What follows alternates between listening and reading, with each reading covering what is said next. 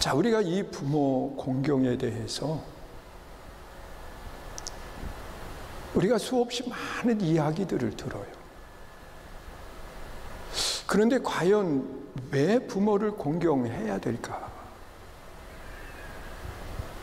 여러분, 우리는 부모의 모습을 바로 알지 못하면 우리는 부모를 공경할 수 없게 돼 있어요.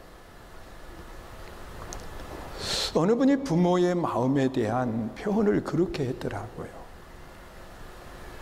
부모는 한 번 마음의 결단을 하고 자녀를 위한 기도를 시작을 하면 중단하지 않는답니다.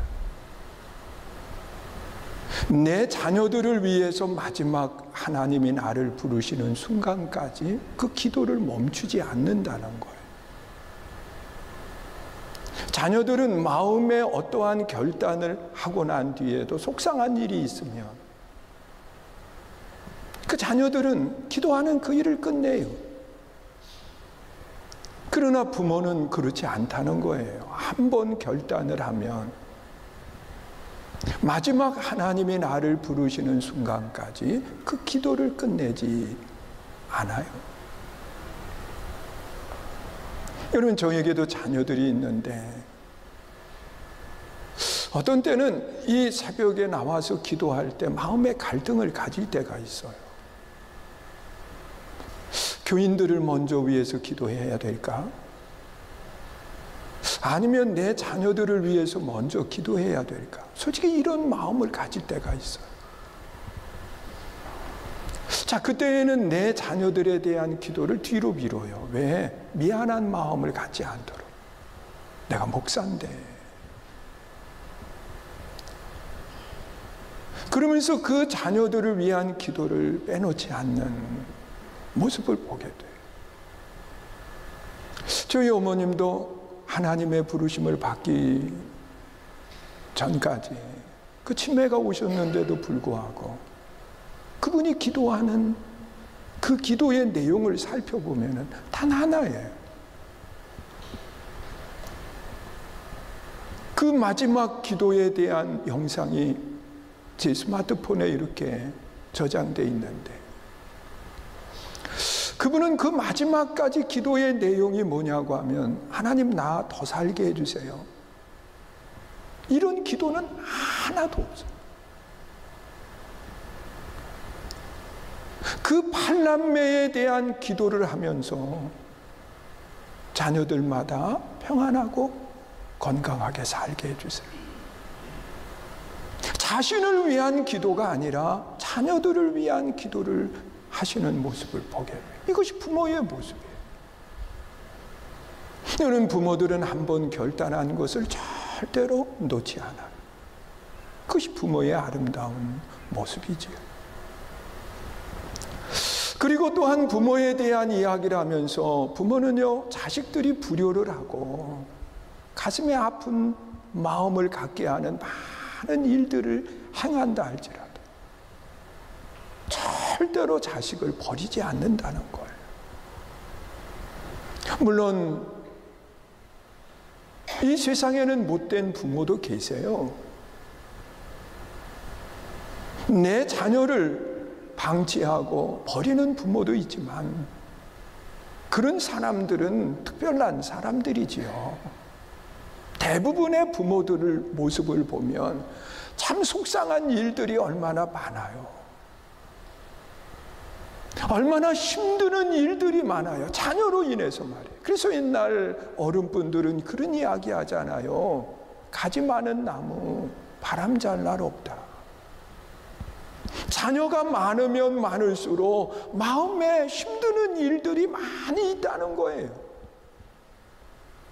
자, 그럼에도 불구하고 내 자녀를 버리는 부모 없습니다. 그리고 또한 부모들의 모든 마음 속에는요, 자녀들이 위에 있는 삶을 살기를 원해요.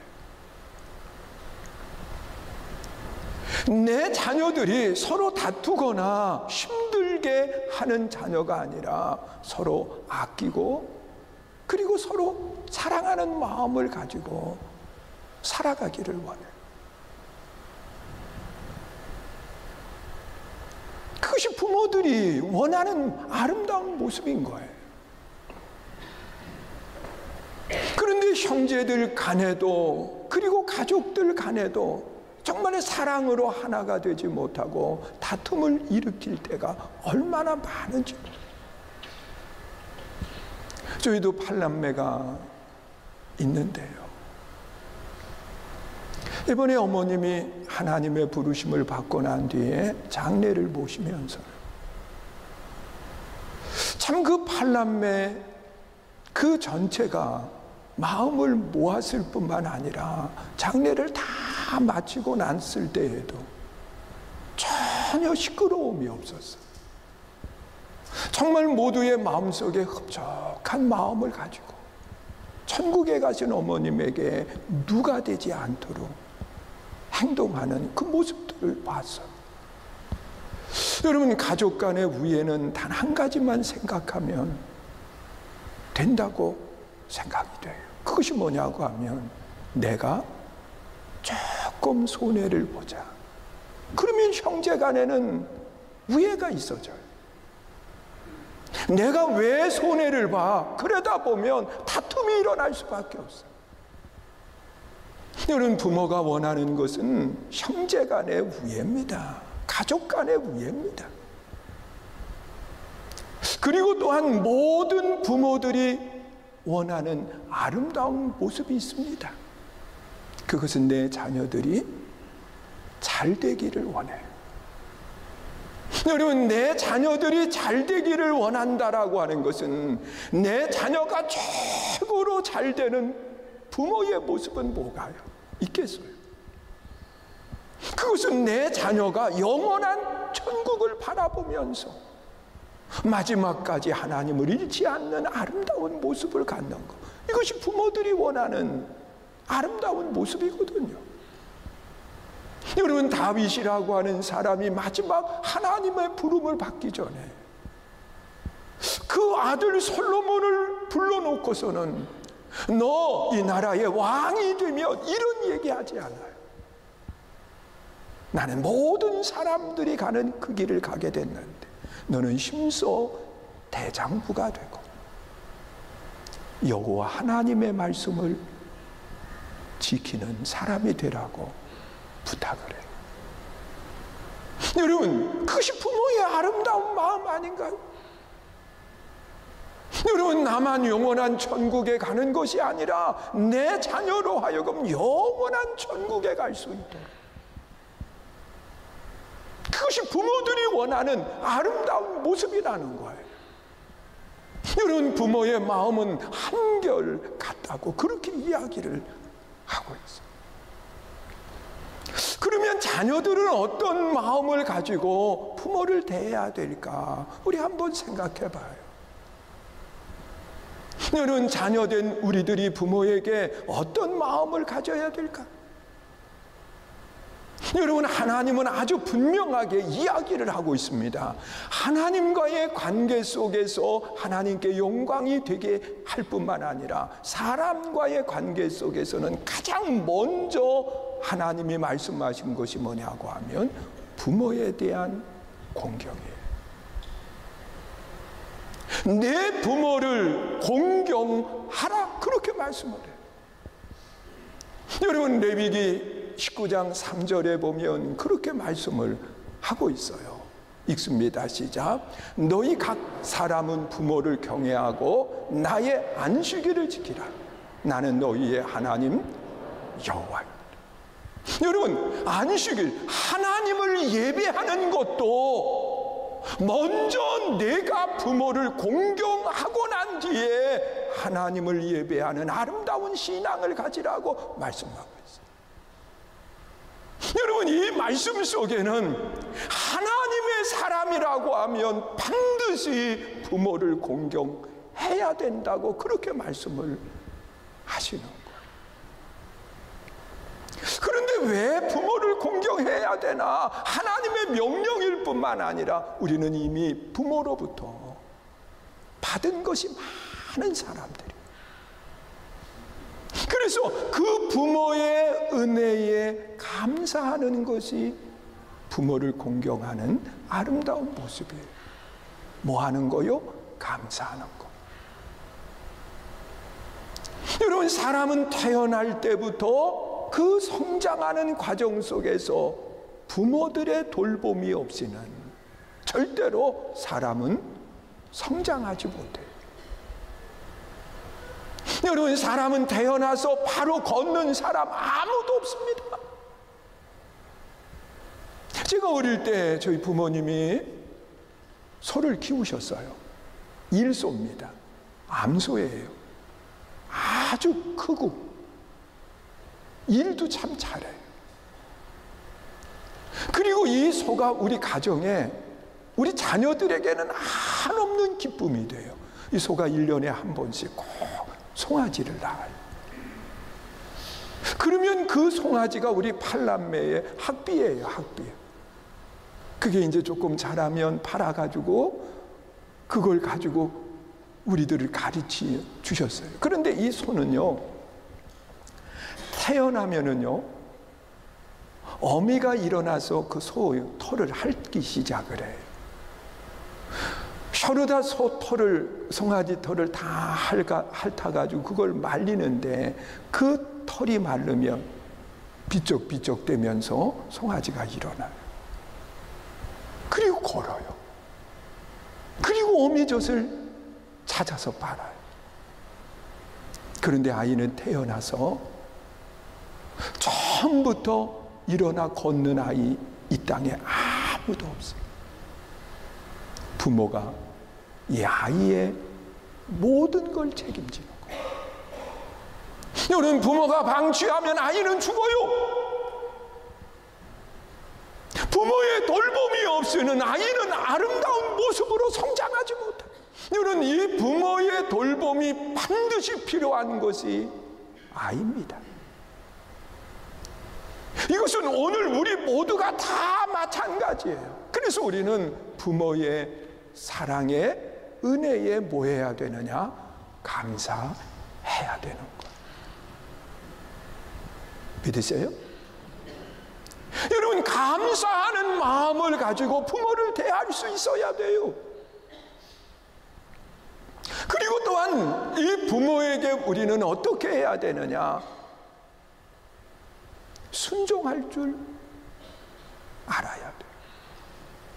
여러분, 부모는 자녀들에게 잘못된 것을 이야기하지 않아요. 물론 개 중에는요, 도적질하게 하는 부모도 있기는 있더라고요. 그런 부모는 아주 특별한 부모예요. 그래서 그 특별한 부모이기 때문에 저 외국, 미국에서 있던 일을 한국 TV에서 이렇게 뉴스 시간에 보여주잖아요. 못 봤나요? 엄마가 아이들한테 대형 매장에 들어가게 해서 엄마는 망보고 애들은 도둑질해보고, 이건 특별하니까 뉴스거리가 되는 거예요. 여러분, 부모는 자녀들이 다 잘 되기를 원해요. 내 자녀가 좋은 삶을 살기를 원해요. 그래서 부모에게 순종하는 것은 결코 잘못되지 않아요.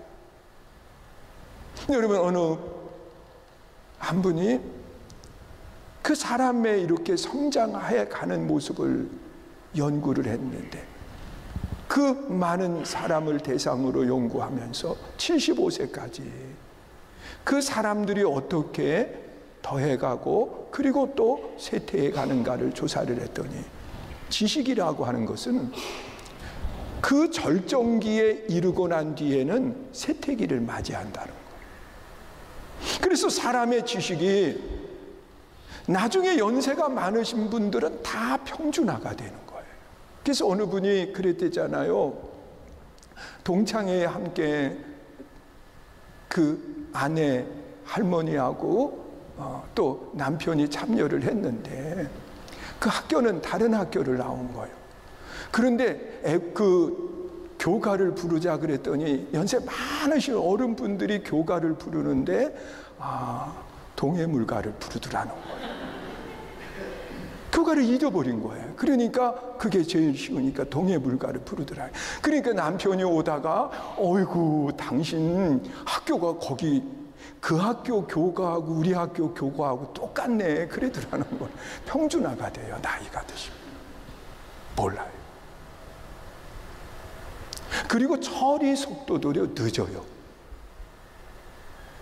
저도요 아주 한참 이렇게 뭐 하고 그럴 때는요 손재주가 있어가지고 금방 처리를 했는데, 요즘은 내가 뭘 이렇게 하려고 그러면 우리 아이가 보고 있다, 아빠 내가 할게요. 그리고 이제 대신 해주는 모습을 보게 돼요. 처리 속도가 늦어요. 그런데 놀라운 게 한 가지가 있다는 거예요. 75세가 됐는데도 지혜는 그대로 있더라는 거예요. 여러분, 삶의 지혜라고 하는 것은요 경험을 통해서 습득된 거예요. 그래서 그 경험된 지혜는 내 몸에서 없어지지 않고 남아있다고 그렇게 이야기를 하는 거예요. 그러니까 결국은 부모의 말씀에 순종한다라고 하는 것은 부모의 지혜를 내 것으로 만드는 거예요. 그것이 하나님이 기뻐하는 아름다운 삶의 모습인 거예요. 그래서 우리는 부모에게 순종하라고 그렇게 말씀을 하고 있어요. 그리고 또한 우리는 부모를 어떻게 대해야 될까? 여러분, 하나님은 부모의 말씀에 또한 부모님들의 삶에 대해서 감사하는 삶을 살아가고, 그리고 순종의 아름다운 모습을 갖고 살아갈 뿐만 아니라 부모는 공경의 대상이라고 그렇게 이야기해요. 여러분, 나보다 나은 분이기 때문에 공경하는 게 아니에요. 나보다 많은 것을 가지고 계시기 때문에 공경하는 것이 아니에요.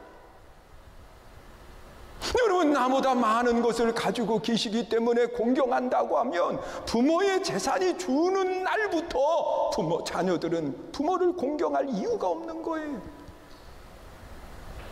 부모가 나보다 많은 것을 알기 때문에 부모를 공경하는 게 아니에요. 부모 공경은 부모이기 때문에 공경하는 거예요. 여러분, 나이가 많이 드셨어도, 힘이 쇠약해졌어도 부모이기 때문에 공경하는 것, 그것이 자녀된 아름다운 모습이에요.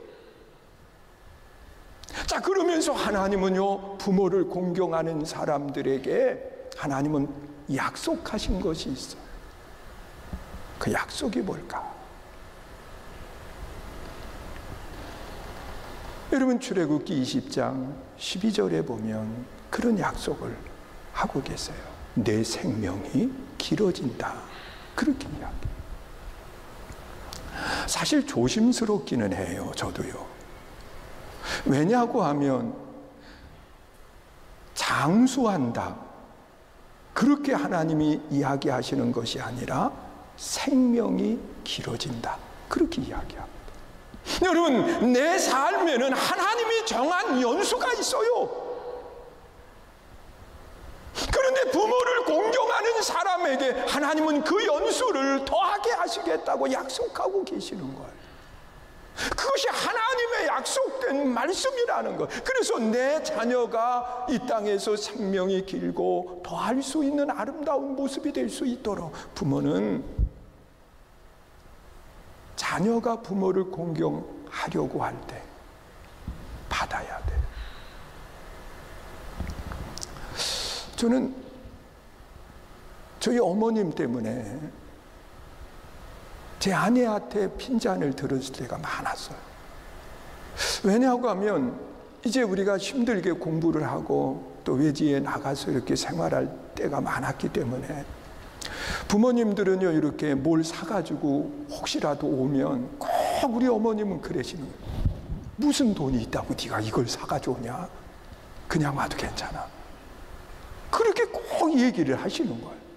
그러니까 저는 그 뭐 사가지고 가는 게 부모를 속상하게 만드는 건 줄 알았어요. 그래서 결혼을 하고 난 뒤에 그냥 제 아내하고 그냥 제 아내가 뭐 좀 사가지고 간다. 그러지 말라고. 우리 어려운데 우리 어머님이 얘기하시기를 절대로 사오지 말라고 그랬다. 그래서 그냥 처음에는 갔어요. 그게 부모의 말씀에 순종하는 건 줄 알고. 그런데 나중에 보니까 그게 아니더라고요. 그냥 하시는 얘기인 거예요. 부모님들 절대로 그냥 하는 말이라도 절대로 왜 사왔냐 그러지 마요. 그거는 자녀의 생명을 단축시키는 거라고 생각을 해요. 왜? 성경대로니까. 잘 생각해 봐요. 성경대로잖아요. 그리고 자녀들이요, 부모를 공경할 수 있도록 훈련해야 돼요. 아주 어릴 때부터 훈련이 되면 될수록 좋아요. 저도 그래서 아주 어린 아이 때 훈련을 한 두 가지가 있어요. 하나는 생일 선물은 반드시 해와야 된다. 그래가지고 아주 어릴 때부터 돈을 주어서 선물 사와. 오늘 아빠 생일이야. 그러면서 가르쳤어요. 결혼기념일 꼭 꽃 사오게 만들었어요. 나도 우리 부모님에게 그렇게 했고요. 왜냐고 하면 엄마와 내가 결혼하지 않았으면 너는 없어. 그렇잖아요. 그러니까 꽃 사가지고 와서 엄마 아빠가 결혼해 주셔서 감사해요. 이렇게 인사하는 거예요. 그걸 가르치고. 그리고 아이 때에 부모에게 11조 하는 걸 가르쳤어요. 저는 지금까지 변하지 않고 하고 있어요. 어린아이 태어났을 때 저는 생활비를 받으면 10분의 1을 11조를 하나님께 드려요. 그리고 11조를 부모님께 드려요. 그래서 10의 2조를 꼭 떼요. 그리고 11조는 감사나 다른 것으로 이렇게 하나님 앞에 영광을 돌려요. 그런데 이 부모님에게 11조를 드릴 때 반으로 정확하게 나눠요. 그래서 저희 어머님 살아계실 때 어머님에게 드렸고, 그리고 처갓집에 이렇게 가지고 가는 거예요. 큰아들 성현이에게 할머니에게 드려라. 그리고 봉투에 담아서 그 아이에게 할머니에게 드리게 했어요. 그리고 둘째 아이에게 외할머니에게 드려라. 그리고 드리게 했어요. 그리고 난 뒤에 돌아올 때 잘해야 돼요. 봤지? 너희도 이렇게 해야 된다. 그러면서 어릴 때부터 계속 가르쳤어요. 나도 보이고 내 자녀들로 하여금 하게 하는 것. 왜? 그것이 내 자녀가 잘 되는 이유이기 때문에. 믿으세요? 하나님은 분명하게 말씀을 해요. 여러분, 에베소서 6장 2절 3절에 그렇게 말씀하고 계세요. 읽습니다. 내 아버지와 어머니를 공경하라. 이것은 약속이 있는 첫 계명이니 이로써 내가 잘 되고 땅에서 장수한다. 잘 되고, 그랬어요. 잘 되고 장수한다. 여러분, 자녀가 부모를 섬기는 것은 잘 되는 거예요. 그래서 우리는 내가 할 수 있는 최선을 다해서 우리는 부모를 공경하고 섬길 줄 아는 그런 믿음의 아름다운 모습이 되셔야 되고, 나는 이미 내 부모가 하나님께로 갔는데 그러면 예수님 방법을 택하면 되는 거예요. 여러분, 예수님이 평소에 하신 말씀이 누가 부모요 누가 형제냐. 하나님의 뜻대로 살아가는 모든 사람들이 내 부모요 내 형제인 것을 말씀하고 계셔요. 예수님은 그것을 실천하셨어요. 이런 마음을 가지고 서로를 섬겨가면 이 사회는 가장 아름다운 모습으로 바꾸어지고 또한 복 있는 삶으로 나아가게 되는 거예요. 있습니다.